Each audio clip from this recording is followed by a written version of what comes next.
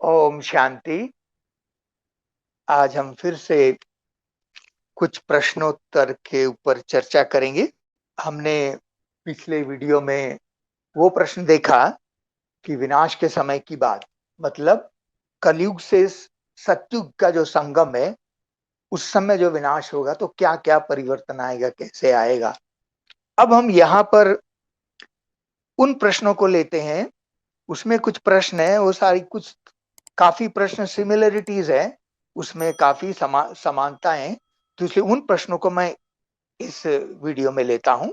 अभी पहले मैं प्रश्न पढ़ता हूं सारे, फिर इकट्ठे उसका उत्तर देंगे। पहला प्रश्न ये आया है इसी संबंधित से।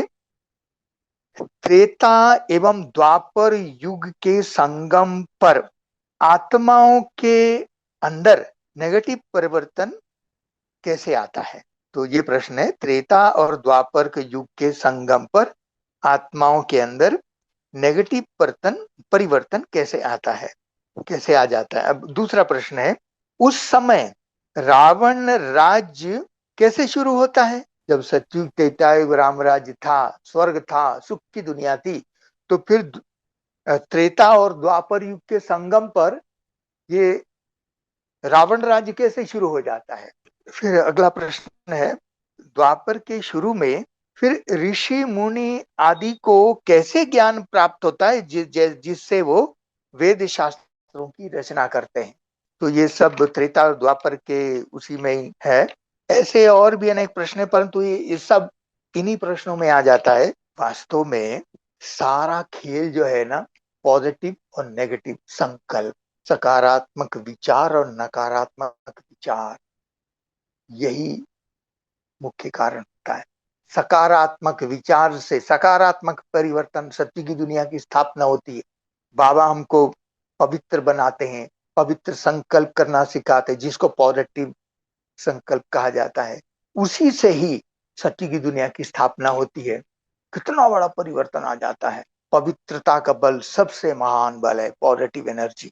त्रेता और द्वापर के संगम पर आत्माओं के अंदर विकार प्रवेश हो जाते हैं। विकार माना नेगेटिविटी, काम क्रोध लोभ मोह अहंकार, जिसको रावण कहा जाता है। तो नेगेटिव विचार वहां से शुरू होता है।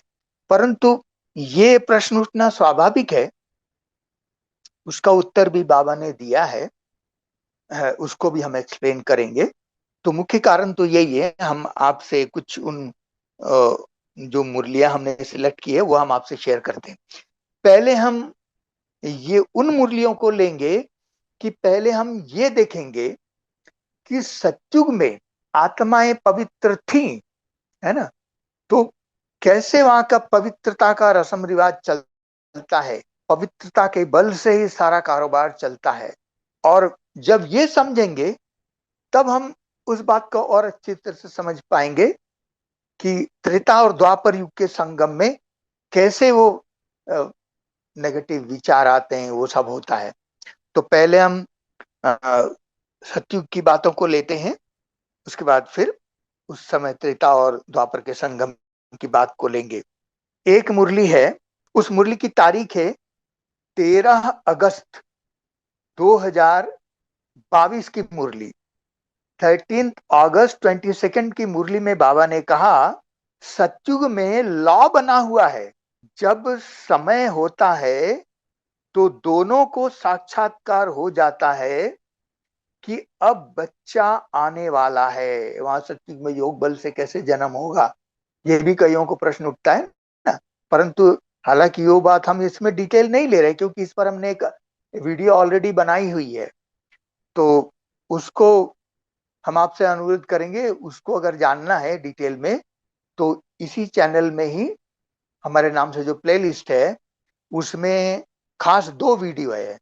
उसकी पहली वीडियो वो है, उसका नाम, उसका टाइटल है ब्राह्मण कल्चर और दैवी कल्चर। एक तो इस वीडियो में हमने डिटेल बताया कि वहां सतयुग में योग बल से कैसे जन्म होता है, कैसे कारोबार चलता है, और बाबा ने किस किस मुरलियों में क्या क्या उस संबंधित बताया है, उसका स्पष्टीकरण। हालांकि कुछ बातें मैं इसमें थोड़ा सा जरूर स्पष्ट करूंगा ताकि क्लैरिटी आ जाए। और एक वीडियो है उसी में ही, भोग बल से योग बल। है ना, कैसे परिवर्तन होता है। ये पहले तो ब्राह्मण कल्चर दैवी कल्चर वाला देखिए, उसके बाद नेक्स्ट वीडियो भोग बल से युग बल, तो सारा क्लैरिटी आ जाएगी। कईयों ने वो नहीं देखा होगा तो ये प्रश्न उठना स्वाभाविक है। तो हम इस पर थोड़ा सा बाबा की कुछ मुरलियां जो है हम आपसे शेयर करते हैं। 13 अगस्त 2022 की मुरली में बाबा ने कहा, सतयुग में लॉ बना हुआ है, जब समय होता है तो दोनों को साक्षात्कार होता है कि बच्चा आने वाला है, उसको कहा जाता है योग बल। वहां कोई बैठ के योग नहीं करेगा। कई लोग सोचते हैं ना कि दोनों बैठ के योग करेंगे, नहीं नहीं, वहां योग क्या है, वहां किसी को पता ही नहीं होता है। तो योग बल किसको कहा जाता है, वो बाबा ने कहा, है ना। और अच्छा, और एक इंटरेस्टिंग बात, कई लोग ऐसा भी समझते हैं, ऐसा भी कहते हैं, तर्क देते हैं कि नहीं, वहां संकल्प से होगा। अरे ये संकल्प से कैसे होगा?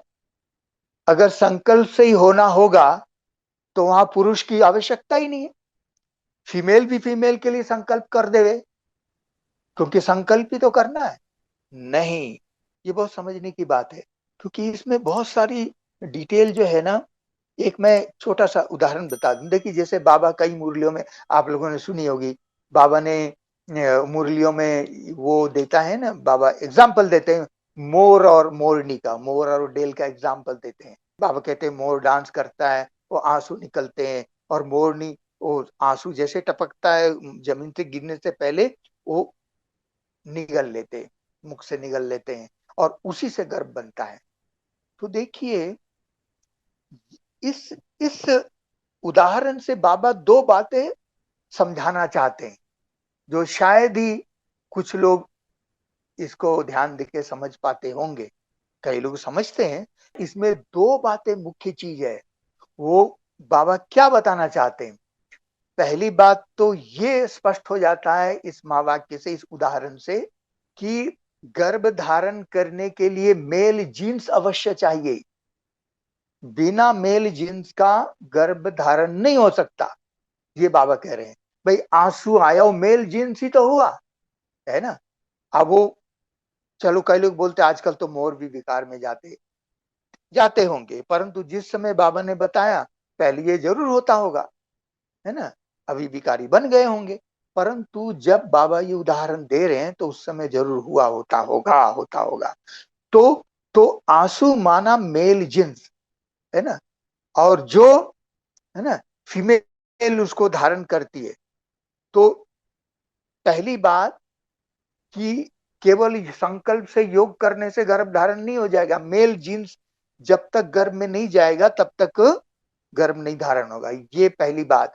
दूसरी बात इसमें यह स्पष्ट होता है कि फीमेल मुख के द्वारा भी गर्भ धारण कर सकती है।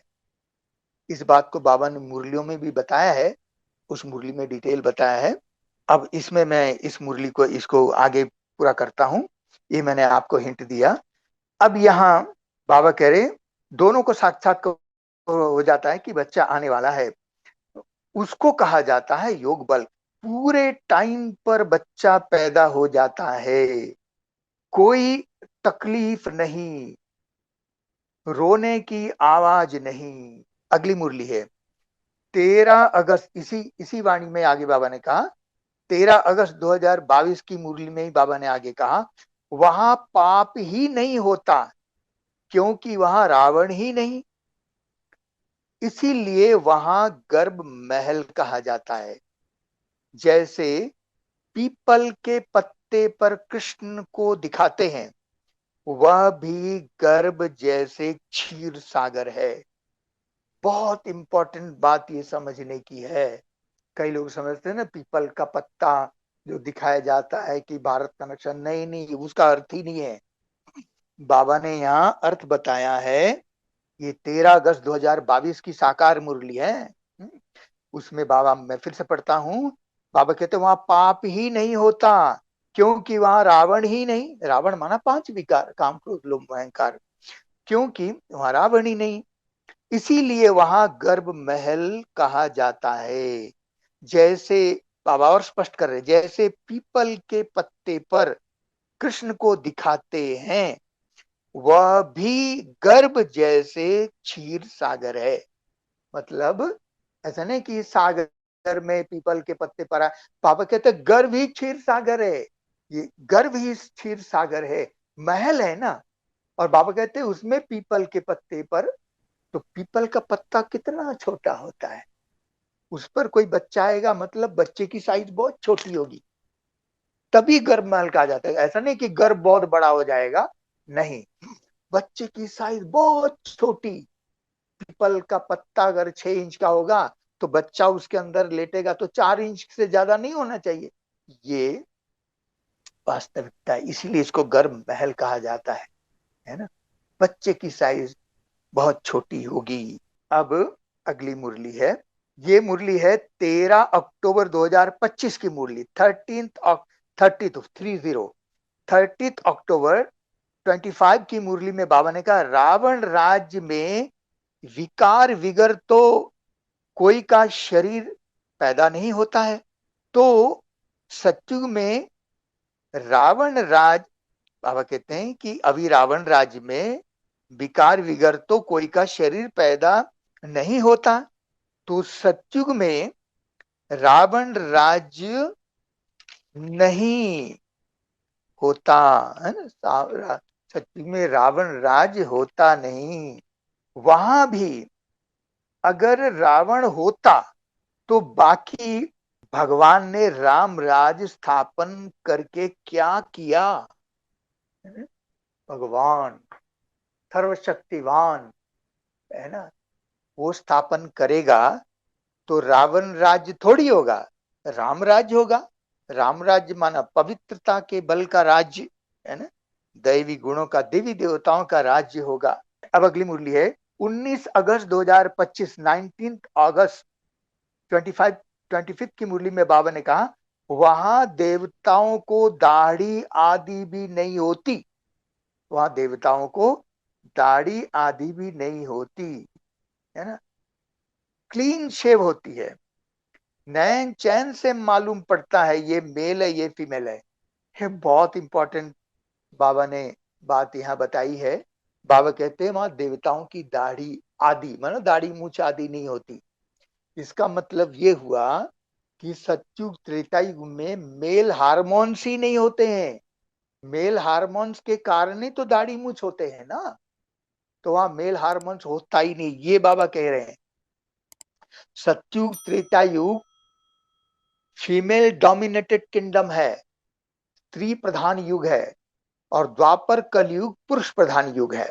तो बाबा कहते हैं सतयुग त्रेता युग में मेल हार्मोन्स होता ही नहीं। और बाबा ने ये भी कह दिया कि जब मेल हार अर्थात मेल फीमेल ऑर्गेन्स भी नहीं होंगे, जब हार्मोन्स ही नहीं होंगे वहां विकार होता ही नहीं है, पति कोई बनना ही नहीं है, पवित्र ही रहना। तो बाबा ने कई मुरलियों में कहा है कि सतयुग त्रेता युग में देवताओं देवी देवताओं के आत्मा भी पवित्र और शरीर भी पवित्र। तो जब शरीर पवित्र होगा तो पवित्र शरीर में पतित बनने का अंग क्यों होना चाहिए, बिल्कुल नहीं होगा। तो वही बाबा कह रहे हैं। फिर बाबा कह रहे हैं कि ठीक है, फिर जब बच्चा पैदा होगा, आजकल तो उसी ऑर्गन्स को के द्वारा ही पता पड़ता है ये मेल है फीमेल है, परंतु सतयुग में कैसे पता पड़ेगा, जब जब सतयुग त्रेता युग में मेल फीमेल ऑर्गन्स होंगे ही नहीं, तो कैसे पता पड़ेगा ये मेल है फीमेल है। तो बाबा वही बता रहे हैं कि नैन चैन से मालूम पड़ेगा ये मेल है फीमेल है। नैन चैन मतलब फीमेल की नैनों की बनावट अलग होगी, बच्चे जब बच्चा पैदा होगा तभी पता चल जाएगा ये फीमेल है। नैन चैन और नैन आईब्रोज है ना, वो भी उसकी भी बनावट अलग होगी। तो बाबा ने कहा उस ऑर्गन से पता नहीं चलेगा, नैन चैन से पता चलेगा। तो ये कितनी बड़ी बात है, इसकी डिटेल में मैंने उस वीडियो में बताया, कृपया जरूर उसको देखें। अब अगली मुरली है 14 जुलाई 2022 की मुरली, 14 जुलाई 22 की मुरली में बाबा ने कहा सब चले जाएंगे, उसमें थोड़े बीज, सब चले जाएंगे उसमें थोड़े बीज बच जाते हैं, जिससे धीरे धीरे बढ़कर त्रेता के अंत तक 33 करोड़ देवी देवताएं होते हैं। भगवान वाच बाबा कह रहे हैं, जब कलयुग और सतयुग के संगम में जो विनाश होगा, सारे चले जाएंगे, थोड़े ही बचेंगे, मैंने 9 लाख, क्योंकि सतयुग की पहली संख्या तो 9 लाख है ना।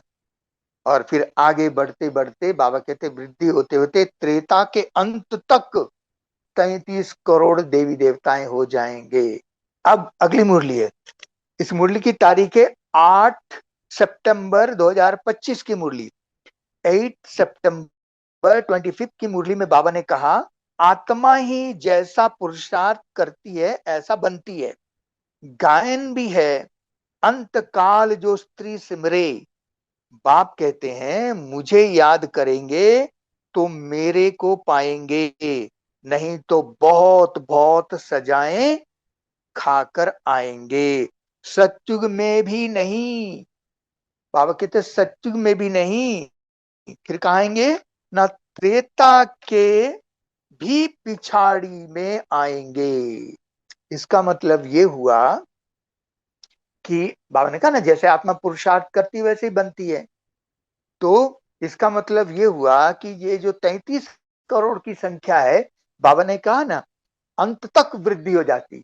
और इस मुरली में बाबा ने बताया, जिनकी धारणा नहीं होती, अभी संगम जी की पुरुषार्थ करते करते हम धारणा नहीं, जो आत्माएं धारणा नहीं कर पाती, पवित्र नहीं बन पाती है, और शरीर छोड़ते समय अंतकाल जो स्त्री सिमरे, विकार ही याद आते रहते हैं।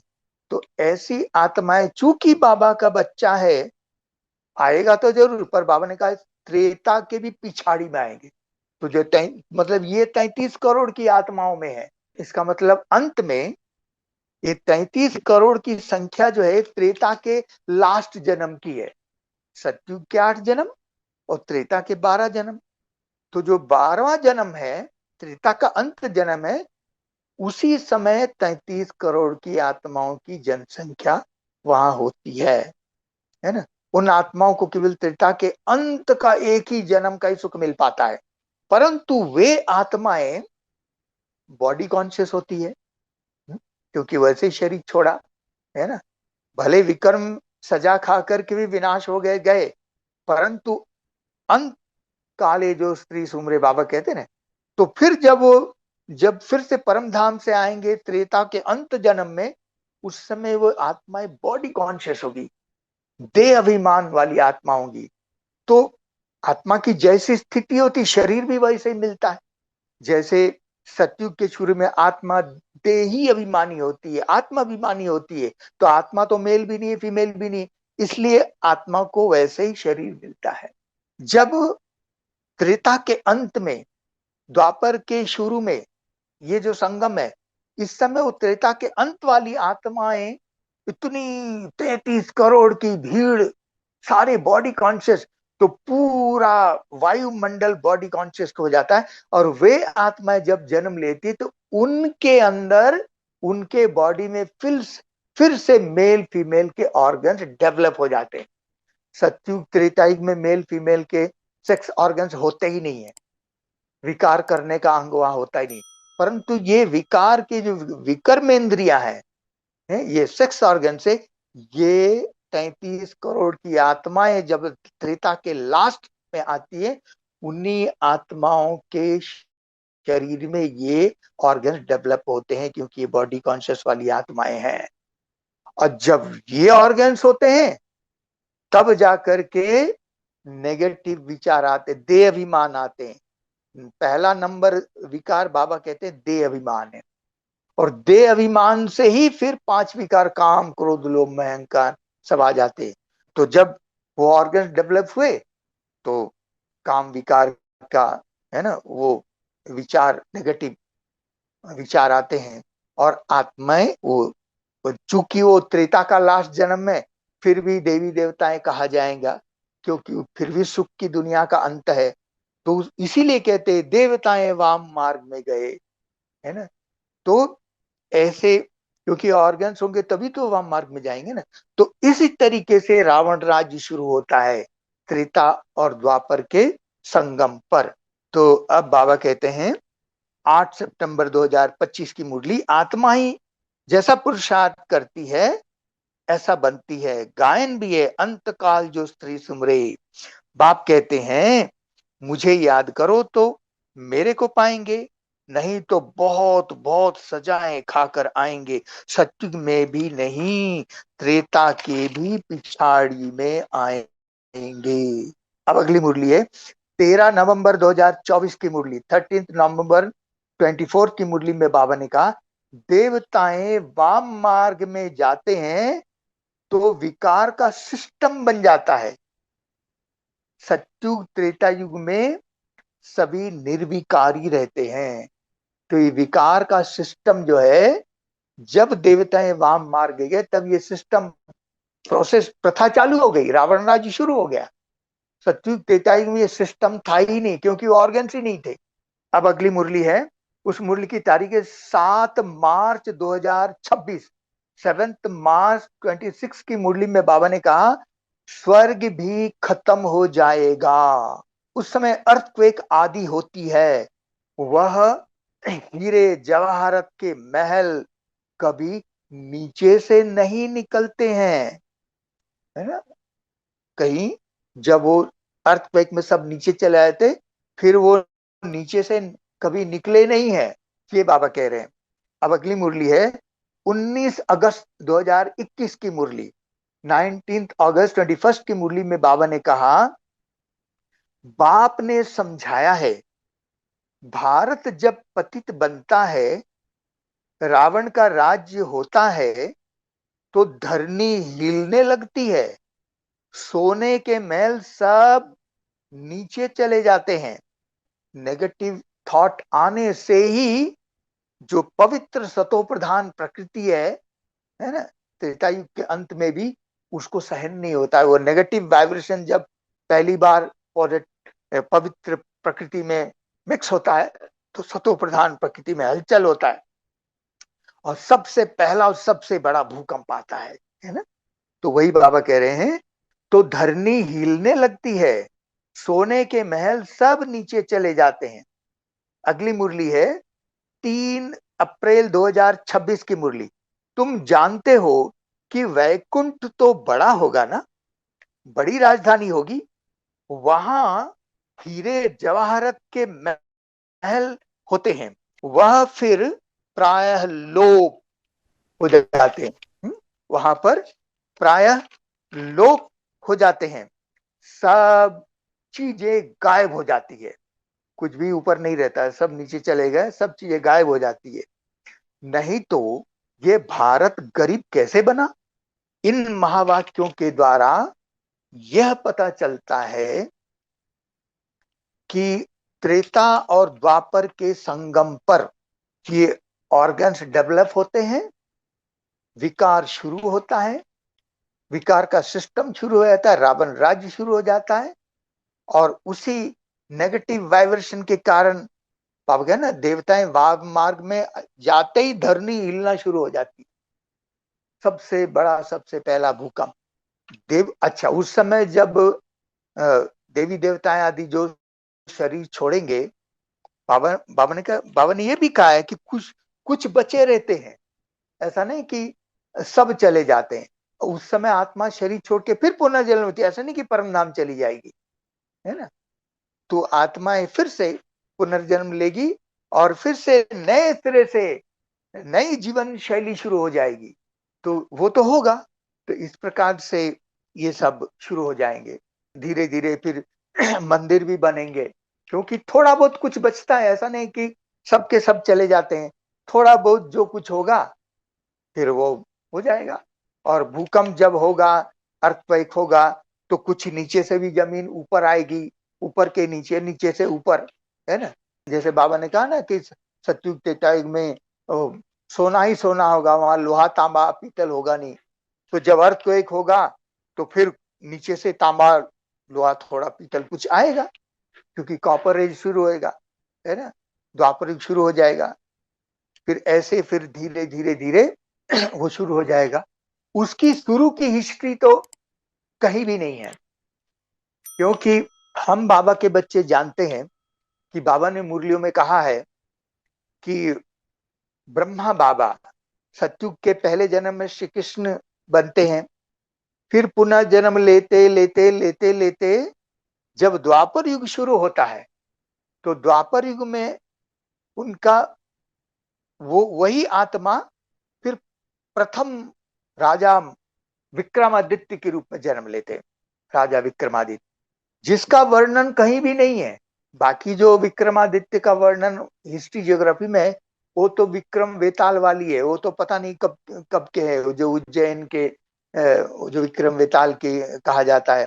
परंतु वो ये विक्रमादित्य की बात नहीं है, जो प्रथम जिनके द्वारा जिन्होंने भक्ति मार्ग की शुरुआत की, सोमनाथ का में शिव मंदिर की स्थापना की, है ना, शिव मंदिर की स्थापना की, हीरे के शिवलिंग बनाए, तो उसका वर्णन तो कहीं हिस्ट्री में है ही नहीं। एक मुरली में ये भी कहा बाबा ने कि अभी जो हिस्ट्री ज्योग्राफी पढ़ाई जाती है वो आधा कल्प की भी नहीं है, वो थोड़े कलयुग के जब शुरुआत होती तब की होगी, परंतु पूरी नहीं है, क्योंकि इसलिए पूरा वर्णन नहीं मिलता है। अब वहां पर द्वापर युग शुरू होते भक्ति मार्ग तो शुरू होता है।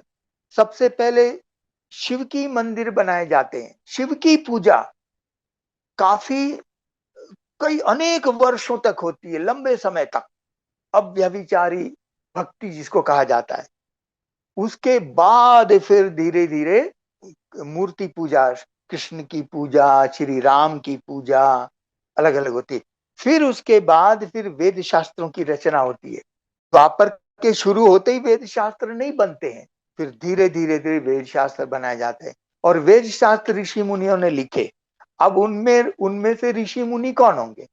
जो बाबा के ही बच्चों ने, जिन्होंने भक्ति मार्ग की शुरुआत की ब्रह्मा बाबा के साथ साथ, जैसे हमारे आदरणीय जगदीश भाई जी है, जिन्होंने हमारी साहित्य लिखे, वो आत्मा ही जरूर किसी न किसी रूप में वो शास्त्रों की रचना की होगी। उनके साथ और भी लिटरेचर लिखने वाले ये जो हैं, क्योंकि उनको सतयुग त्रेता युग का अनुभव है, और संगम युग में तो पूरी हिस्ट्री ज्योग्राफी पता है।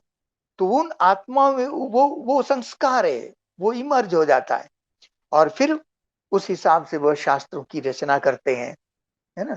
फिर और पहले, क्योंकि उस समय लिखने की प्रथा ही नहीं थी, पहले भक्ति मार्ग शुरू में दो ही सिस्टम था, एक स्मृति, दूसरी श्रुति।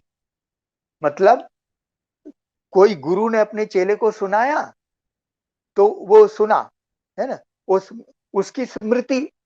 अब उन्होंने आगे पीढ़ी को सुनाया तो वो उन्होंने सुना, वो श्रुति, उसके आधार पर फिर आगे को बढ़ाए।